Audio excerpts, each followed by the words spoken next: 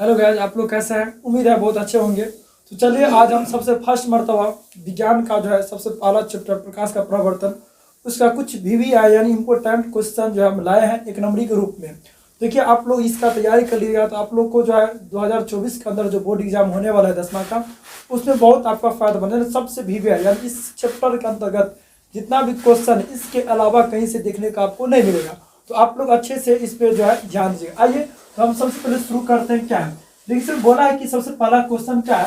पहला क्वेश्चन ये है कि दर्पण के सामने किसी भी दूरी पर स्थित वस्तु का प्रतिबिंब सीधा प्रतीत होता है, वो दर्पण क्या कहलाता है।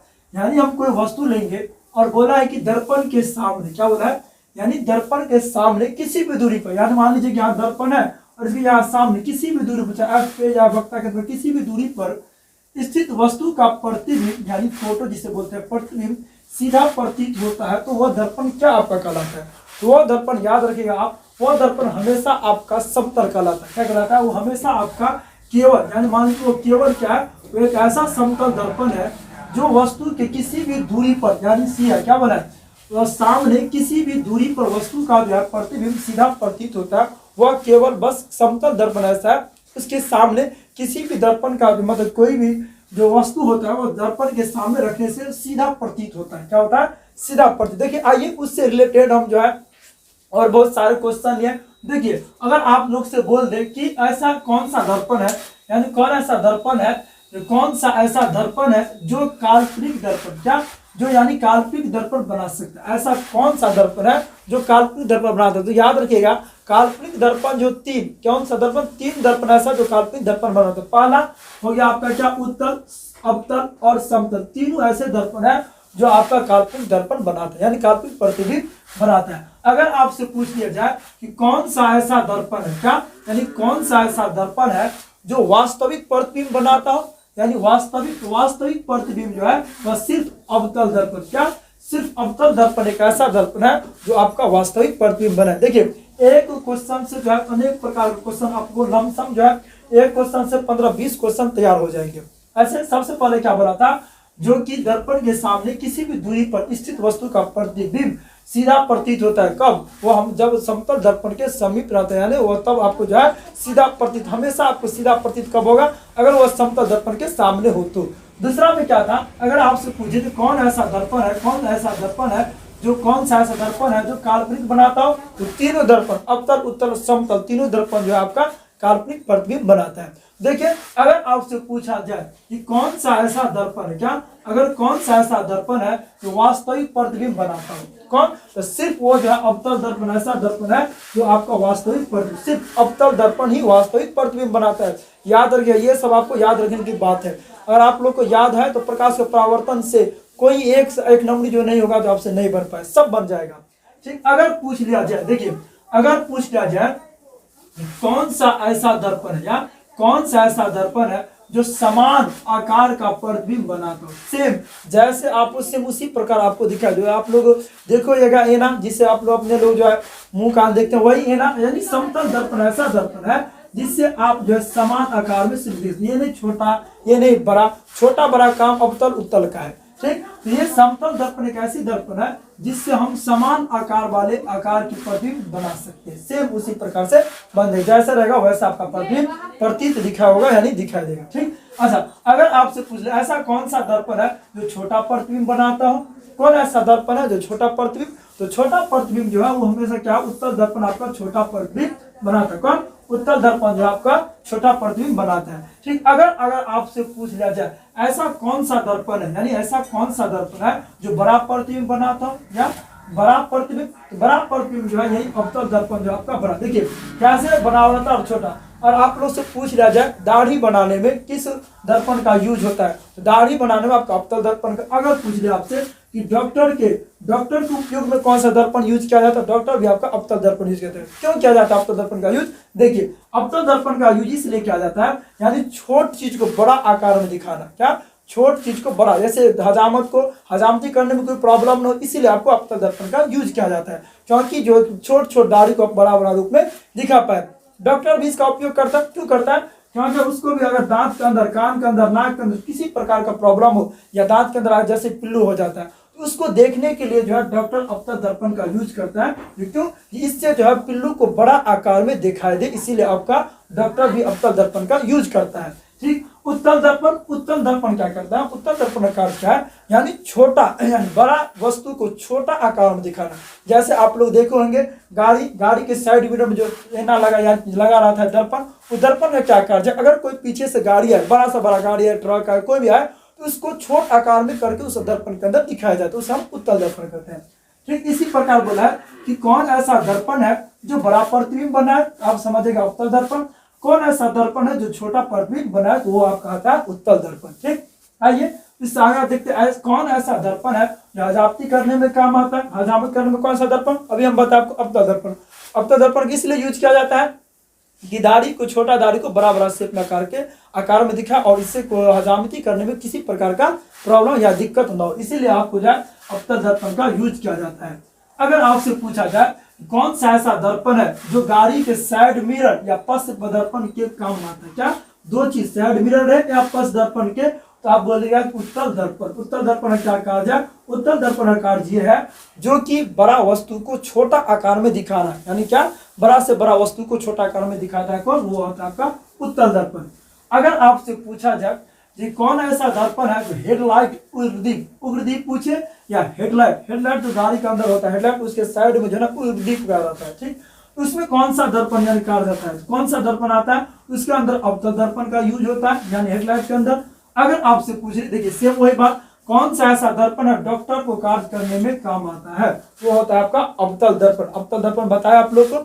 अवतल दर्पण का जो कार्य होता है वो डॉक्टर करता है, हजामत करता है, हजामती जो मतलब जिसे अपने लोग नाई बोलते हैं वो कार्य करता है। क्यों करता है? क्योंकि छोटा से छोटा पिल्लू रहे या दांत के अंदर या कान के अंदर या नाक के किसी भी तरह की प्रॉब्लम हो, तो आप डॉक्टर के पास जाइएगा तो आपको अवतल दर्पण से उसका मतलब उसे देखेगा और किस प्रकार के शेप में कितना बड़ा है वो सब आपको अवतल दर्पण के यूज करने से आपको डॉक्टर को पता चलता है। ठीक, उसके अनुसार जो कुछ हो अपना दवा जो कुछ हो वो देंगे। ठीक, अगर आपसे बोल दिया जाए कि कौन सा ऐसा दर्पण है जो सौर कुकर के अंदर कहा जाता है, सेम वही अवतल दर्पण का उपयोग अपने लोग सौर कुकर के अंदर भी कर सकते हैं। अगर आपसे पूछे ऐसा कौन सा दर्पण है जो स्ट्रीट लाइट के अंदर आता है, तो वो होता है आपका उत्तल दर्पण। क्या होता है? स्ट्रीट लाइट के अंदर जो है उत्तल दर्पण कहा जाता है। अगर आपसे पूछे ऐसा कौन सा दर्पण है जिसका फोकस धनात्मक होती है, क्या हो? जिसका फोकस क्या हो? धनात्मक, तो उत्तल दर्पण की फोकस धनात्मक होती है। अगर आपसे पूछा जाए ऐसा कौन सा दर्पण है जिसका फोकस ऋणात्मक हो, तो ऋणात्मक जो होता है वो अवतल दर्पण का ऋणात्मक होता है और अवतल दर्पण का फोकस दूरी क्या होता है आपका? धनात्मक होता है। क्यों? क्योंकि धनात्मक जब ऊपर में दर्पण की वस्तु बने उसका समझिएगा धनात्मक और नीचे में बने तो उसका ऋणात्मक। अगर पूछा जाए ऐसा कौन सा दर्पण है जिसका फोकस अनंत हो, तो वो होता है आपका समतल का। देखिए एक क्वेश्चन समझो लमसम आपका जब 15-20 क्वेश्चन तैयार हो गया, तो आप लोग को इससे अलावा कहीं से टैब से नहीं पूछेगा। चलिए आगे और क्वेश्चन देखते हैं। आगे क्वेश्चन क्या करा, तो देखिए दूसरा नंबर क्या है? दूसरा नंबर सवाल यह है, अगर बोले कि आपसे कि प्रकाश की किरणें, क्या अगर आपसे बोले प्रकाश की किरणें गमन करती हैं, तो आपको सबको पता है प्रकाश की किरणें कैसे गमन करती है, यानी प्रकाश की किरणें हमेशा क्या होता है आपका सीधा गमन करती है, क्या सीधा रेखा में गमन करती है। अच्छा आप लोग कभी देखे हैं प्रकाश की किरणें टेढ़ी मेढ़ी ऐसे गमन करते हो? नहीं। अगर यहीं भी कहीं भी अगर प्रकाश कहीं किसी प्रकार से अगर छेद भी मिल जाए तो आपको हमेशा क्या होता है सीधा आपका गमन करता है। तो ये सवाल हमेशा जो है पूछते रहता है कि प्रकाश की किरणें कैसे गमन करती है। तो प्रकाश की किरणें याद रखना है कि हमेशा क्या होती है वो सीधी गमन करती है, सीधा। हमेशा क्या होता है प्रकाश की किरणें हमेशा सीधी गमन करती है। अगर आप लोग से पूछ दें जो प्रकाश की चाल क्या है, प्रकाश जो है सूर्य से लेकर पृथ्वी तक पहुंचने में कितना समय लगता है, तो याद रखना 8 मिनट 16 सेकंड, यानी होता है 8 मिनट 62 घट, अगर कहीं 16 मिले तो आपको मार दीजिएगा। अगर आपसे बोला जाए कि प्रकाश के परावर्तन के कितने नियम, ये तो सबसे आसान बच्चा वाला क्वेश्चन है कि प्रकाश के परावर्तन कितने नियम होते हैं, कितने होते हैं? तो प्रकाश के परावर्तन के नियम 2 होते हैं। ये तो सबसे आसान है, जो मतलब इस समझ रहे हैं इस तरह से सबसे आसान क्वेश्चन यही है। अगर आप लोग से पूछे क्या ये प्रकाश के परावर्तन कितने नियम होते हैं, तो आप लोग बोलेगा कितना? 2 होते हैं। अगर आपसे पूछा जाए ये प्रकाश के नियम से निर्धारित होता है, प्रकाश के नियम से क्या निर्धारित होता है? प्रकाश के नियम से यह निर्धारित होता है आपतन कोण बराबर प्रकाश परावर्तन कोण, आपतन कोण बराबर प्रकाश बराबर क्या होता है? आर एन आर बराबर आर कोण है, यही होता है। प्रकाश के आपतन कोण से यानी प्रकाश के नियम से क्या निर्धारित होता है, आपतन कोण बराबर परावर्तन कोण होता है। ठीक, अगर आपसे पूछा जाए प्रकाश तरंग, क्या प्रकाश तरंग का उदाहरण है, प्रकाश तरंग किस प्रकार का तरंग है, चुंबकीय तरंग है, या आपसे बोला जाए जो चुंबकीय तरंग है या ध्वनि तरंग है, इस प्रकार से बोला जाए तो आप क्या है प्रकाश का ये क्या है चुंबकीय तरंग है। अच्छा, प्रकाश के जो तरंग होते हैं वो दो प्रकार के होते हैं, कितने प्रकार के, दो प्रकार के, एक होता है विद्युत चुंबकीय तरंग और एक होता है अनुप्रस्थ तरंग। अगर इस दोनों में से आप किसी प्रकार का अगर ऑप्शन मिले इसके अंदर एक नंबर के अंदर तो आप एक के साथ चला जाइएगा। देखिए इसके अंदर अगर आपसे पूछा ये प्रकाश तरंग यानी प्रकाश तरंग के उदाहरण है, ये दोनों आपको कभी सेम नहीं रहेगा, क्या बोले, ये दोनों आपको कभी सेम रहबे नहीं करेगा। इसमें से कोई किसी मतलब ये दोनों में से कोई एक सा उठा लेगा और कोई दूसरा दे देगा, ध्वनि तरंग देगा, मतलब प्रकाश तरंग कुछ किसी प्रकार से आपको दे देगा। अगर ये दोनों में से कोई एक सा है उस पर आपको टिक लगा देना है कि प्रकाश तरंग का एक ये उदाहरण। प्रकाश तरंग होता ही दो, कितना होता है, दो, एक विद्युत चुंबकीय तरंग होता है और एक अनुप्रस्थ तरंग होता है। अगर आपसे नेक्स्ट सवाल, अगर आपसे छठा नंबर सवाल पूछा जाए कि अवतल दर्पण, देखिए अभी हम पढ़ाए थे अवतल दर्पण द्वारा बना प्रतिबिंब कैसा होता है, अभी इससे एक नंबर सवाल हम डिस्कस किए थे। दर्पण, समतल दर्पण, उत्तल दर्पण हमेशा क्या होता है आपका वास्तविक, अवतल दर्पण जो क्या है वो वास्तविक प्रतिबिंब बनाता है और काल्पनिक प्रतिबिंब क्या होता है, वो काल्पनिक प्रतिबिंब कौन बनाता है, अवतल, उत्तल और समतल तीनों जो आपका काल्पनिक प्रतिबिंब बनाता है। और पूछे आपसे कि वास्तविक प्रतिबिंब क्या, वास्तविक प्रतिबिंब कौन बनाता है, तो आपका अवतल दर्पण जो है अवास्तविक प्रतिबिंब बनाता है। अगर आपसे पूछा जाए समतल दर्पण की फोकस दूरी क्या होती है, अब ये इससे पहले फर्स्ट नंबर सवाल हम बोले थे क्या, समतल दर्पण की जो फोकस दूरी वो अनंत होती है, क्या होती है उसका, अनंत यानी इन्फिनिटी होती है, अनंत होती है। समतल दर्पण की जो फोकस दूरी है आपका क्या होता है, वो आपका अनंत होता है। अगर आपसे पूछा जाए कि अवतल दर्पण के सामने वस्तु को कहां रखा जाए ताकि प्रतिबिंब उल्टा, वास्तविक और समान आकार के बने, कब, अगर अवतल दर्पण में, कौन सा दर्पण में, अवतल दर्पण, अवतल दर्पण तो पता है आपको इस प्रकार से बनता है और उत्तल इस प्रकार से। अगर आपसे पूछे क्या कि अवतल दर्पण के समान सामने वस्तु को कहां रखा जाए ताकि प्रतिबिंब उल्टा, वास्तविक और समान आकार के बने, देखिए अवतल दर्पण को जो हमेशा वक्रता केंद्र पर रखने से क्या होता है आपका, सी को हम वक्रता केंद्र बोलते हैं। अगर अवतल दर्पण के एफ के छोटे अगर सी पर रखिएगा तो हमेशा क्या होता है आपका वस्तु जो उसका प्रतिबिंब जो है उल्टा भी बनेगा, वास्तविक भी बनेगा और जो है समान आकार का बनेगा, कब, जब वस्तु को हम वक्रता केंद्र पर रखें। और एक बात, अगर ये इससे ऊपर हो, क्या हो, इससे ऊपर उसे हम धनात्मक कहते हैं और इससे नीचे वस्तु से क्या होगा आपका, ये ऋणात्मक होगा। ये भी याद रखना आपको, जो अगर ऊपर रहे तो आपको धनात्मक में चला जाना है और ये नीचे आए तो क्या होगा आपका काल्पनिक। अगर आपसे नौवां नंबर सवाल पूछे क्या कि उत्तल दर्पण में बना काल्पनिक प्रतिबिंब होता है तो किस प्रकार से होता है, बोले थे आपको सीधा एवं हासित होता है, क्या होता है, सीधा एवं हासित होता है। अगर ये पूछा जाए आपसे कि उत्तल दर्पण हमेशा काल्पनिक बनाता है, कब, अगर उत्तल दर्पण अगर सीधा हो तो क्या हो, अगर सीधा हो तो उसका वस्तु क्या होगा, हमेशा काल्पनिक होगा। यानी ठीक, अगर पूछा जाए उत्तल दर्पण हमेशा वास्तविक बनाता है, कब, अगर उल्टा, यानी उल्टा का मतलब नीचे की ओर, कब, अगर नीचे की ओर हो तो उल्टा बनाएगा, अगर ऊपर की ओर हो तो वो हमेशा सीधा बनाएगा। आपसे लास्ट में पूछा जाए कि दर्पण का सूत्र क्या है, ये तो सबसे बच्चा वाला क्वेश्चन है, दर्पण का सूत्र क्या है, तो 1/v + 1/u बराबर 1/f। तो देखिए 11 नंबर सवाल क्या, सेम उसी प्रकार बोला कि आपको दाढ़ी बनाने में हमेशा किस दर्पण का उपयोग करते हैं।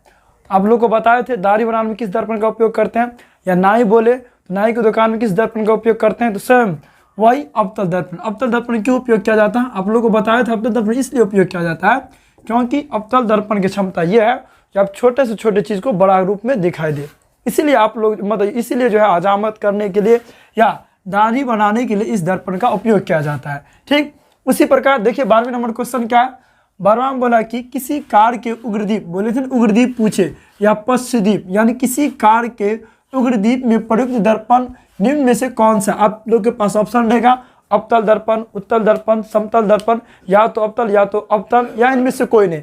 तो आपको माना क्या अवतल दर्पण। आप लोग को बताया तो उग्रदीप जो होता है हेडलाइट के जो साइड में होता है वो उग्रदीप, यानी वही बोला कि किसी कार के उग्रदीप में प्रयुक्त उग्रदीप आए, या उग्रदीप में बोला आपको प्रयुक्त दर्पण के निम्न में से कौन सा है, यानी उग्रदीप में किस दर्पण का प्रयोग किया जाता है, तो जो है आपका अवतल दर्पण, अवतल दर्पण में जो है प्रयोग किया जाता है। आपके पास 4 ऑप्शन रहेंगे, 4 ऑप्शन में रहेंगे अवतल दर्पण, बी में रहेगा उत्तल दर्पण, सी में रहेगा समतल दर्पण, डी में रहेगा कोई नहीं। इसी प्रकार से 4 ऑप्शन रहेंगे। तो आप लोग को याद रखना है जो अवतल दर्पण जो है उग्रदीप में प्रयोग किया जाता है, जो कि हम जो है सबसे पहले क्वेश्चन में डिस्कस किए थे। चलिए फिर देखिए एक और, उग्रदीप में बोले तो या हेडलाइट, क्या उग्रदीप या हेडलाइट, ये दोनों में बोले तो आपको किस दर्पण का यूज होता है? अवतल दर्पण का यूज होता है। इसी प्रकार पश्चदीप, क्या पश्चदीप में बोले तो इसका उल्टा यानी उत्तल दर्पण, किस दर्पण का? पश्चदीप बोले तो आपको उत्तल दर्पण का यूज होता है, और उग्रदीप या हेडलाइट में बोले आपको तो किस दर्पण का यूज होता है? आपका अवतल दर्पण का यूज होता है। ठीक, उसी प्रकार आइए 13 नंबर क्वेश्चन। 13 नंबर क्वेश्चन क्या है? बोला क्या है, किसी दर्पण का उपयोग पश्चदीप, अब ये बताया पश्चदीप दर्पण के रूप में किया जाता है। तो किस दर्पण का उपयोग किया जाता है? तो पश्चदीप के रूप में जो है आपका उत्तल दर्पण का प्रयोग किया जाता है। देखिए हेडलाइट या उग्रदीप बोले, क्या अग्रदीप या हेडलाइट बोले तो आपको अवतल दर्पण यानी उसमें जो है अवतल दर्पण का यूज किया जाता है यानी प्रयोग किया जाता है। अगर आपसे बोले पश्चदीप, क्या पश्चदीप बोले किस दर्पण का उपयोग पश्चदीप दर्पण के रूप में किया जाता है? तो उत्तल दर्पण का उपयोग जो है पश्चदीप दर्पण के रूप में किया जाता है। आपके पास 4 ऑप्शन रहेंगे। ठीक, अवतल दर्पण, उत्तल दर्पण, या समतल दर्पण, या तो अवतल या उत्तल। तो आपको क्या बोले? पश्चदीप बोले तभी आपको अवतल दर्पण के साथ जाना है। अगर उग्रदीप बोले या हेडलाइट बोले तो आपको अवतल दर्पण के साथ जाना है। ठीक, आइए इसी प्रकार आप जो है 14 नंबर सवाल देखिए। देखिए नाई कार्तिक परिपाटी के अनुसार दर्पण के सामने रखे गए बिंब की दूरी ली जाती है। देखिए नाई जो होता है, नाई के क्या बोला, नाई के परिपाटी यानी परिपाटी के अनुसार दर्पण के सामने रखे गए बिंब की दूरी क्या ली जाती है? क्या होती है? ऋणात्मक ली जाती है। क्या जाते? ऋणात्मक ली जाती है। ठीक, अगर आपको बोले दर्पण के सामने क्या ली जाती है? बोले ना दर्पण यानी नाई कार्तिक परिपाटी के अनुसार दर्पण के सामने रखे गए बिंब की दूरी की ली जाती है तो ऋणात्मक ली जाती है। वही दर्पण के सामने हमेशा क्या होता है? आपका ऋणात्मक प्रतिबिंब यानी ऋणात्मक होगा। और दर्पण के पीछे बोले तो दर्पण के पीछे क्या होगा? आपका धनात्मक होगा। तो याद रखना आप लोग को, अगर बोले दर्पण के सामने कैसा प्रतिबिंब, तो बोलना आपको जो बिंब जो है ऋणात्मक होगा, रखे गए बिंब की दूरी क्या होगा? सॉरी, बिंब की दूरी ऋणात्मक होगा।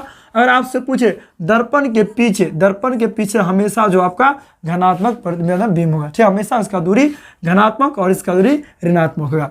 सेम उसी प्रकार देखिए 15 नंबर क्वेश्चन। 15 नंबर क्वेश्चन में क्या है? 15 नंबर क्वेश्चन में यह है कि निम्न में से किस दर्पण का फोकस दूरी धनात्मक होती है? तो आप लोग को पता है किसका फोकस दूरी धनात्मक होती है? उत्तल दर्पण का फोकस दूरी हमेशा क्या होता है? आपका धनात्मक। अवतल दर्पण का फोकस दूरी ऋणात्मक होता है। याद रखना है, क्या अवतल दर्पण का जो फोकस दूरी होता है वो हमेशा क्या होता है?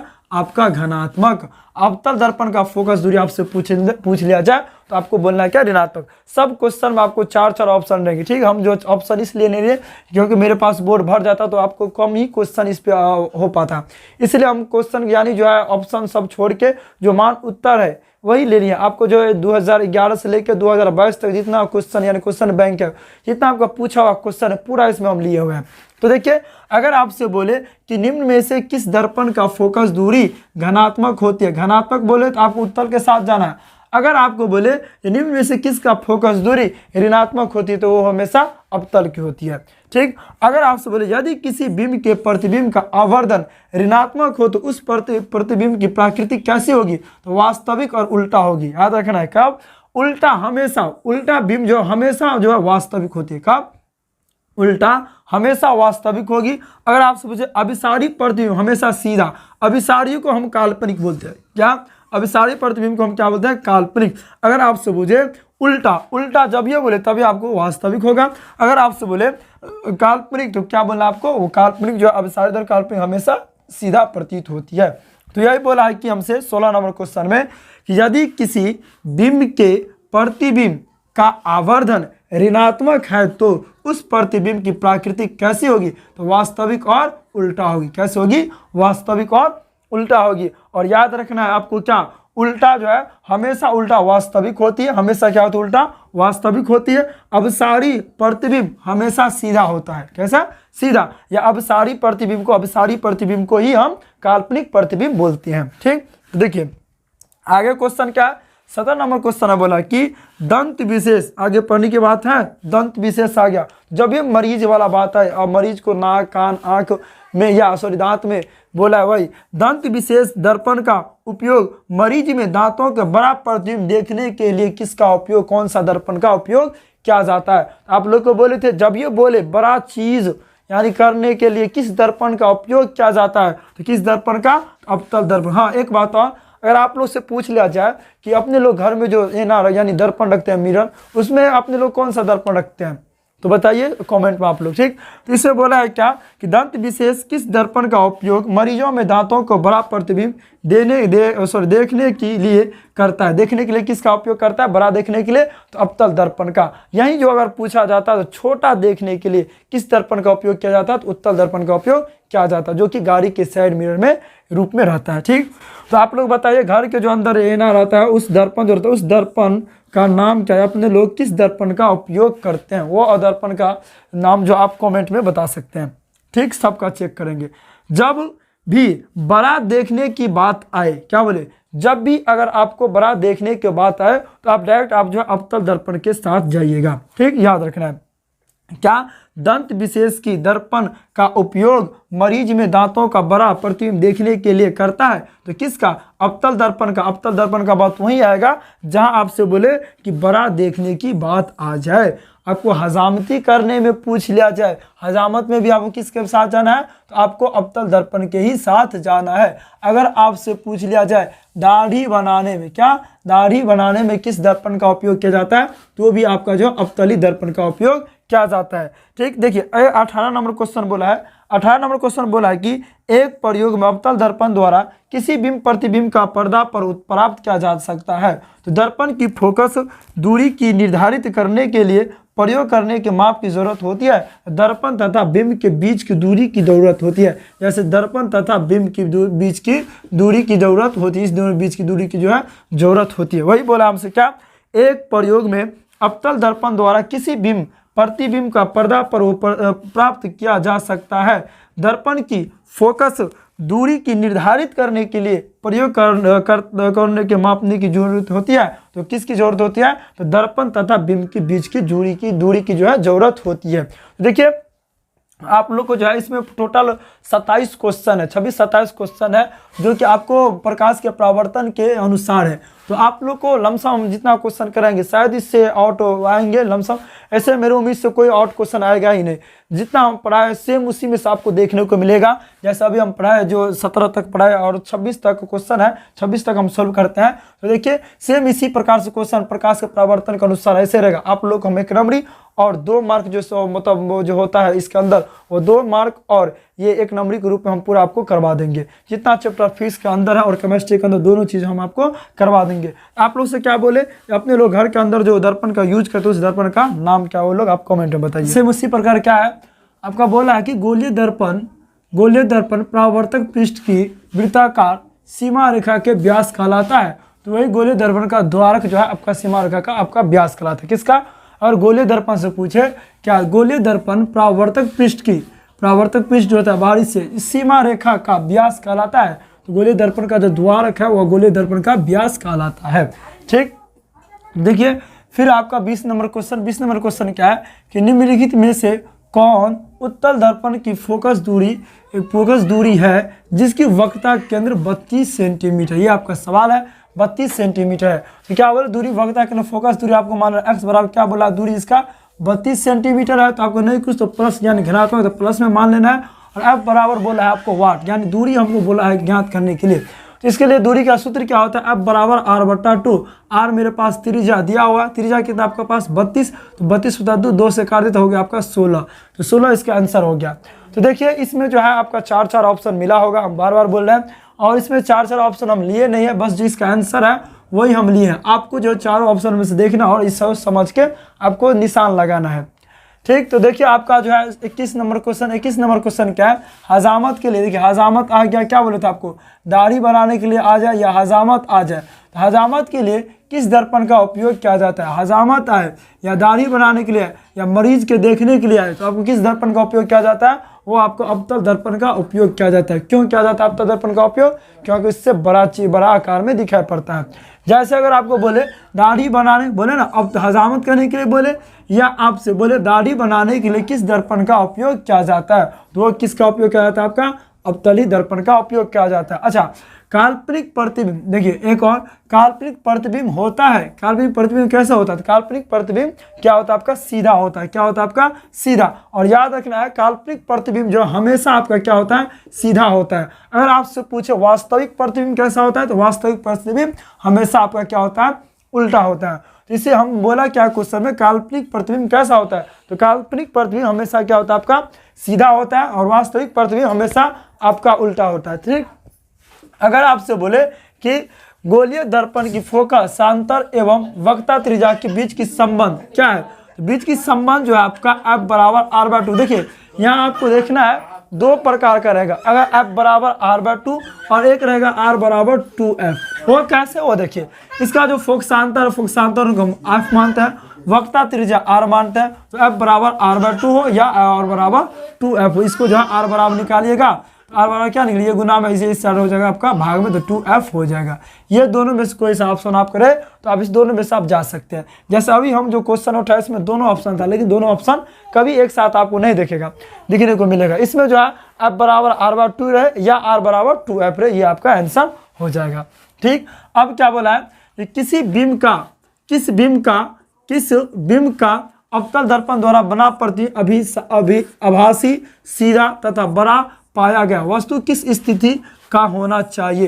तो वो दर्पण के ध्रुव तथा मुख्य फोकस के बीच में अगर रहे तो ही ये जो है अवतल दर्पण जो आपका प्रतिबिंब आभासी बनाएगा और सीधा बनाएगा और बना बनाएगा। कब? जब अगर दर्पण के ध्रुव एक ही बार बनाता है। देखिए अवतल दर्पण जो है केवल एक ही बार कब जो बनाता है, अवसारी बनाता है, जब दर्पण के ध्रुव तथा मुख्य फोकस के बीच में हो तो ही जो है अवतल जो है आभासी बनाएगा, सीधा बनाएगा और बड़ा बनाएगा। कब? जब दर्पण के अवतल दर्पण के एक ही बार अवसारी बनाता है, जब दर्पण के ध्रुव तथा मुख्य फोकस के बीच हो तो ही जो है आपका बनाएगा।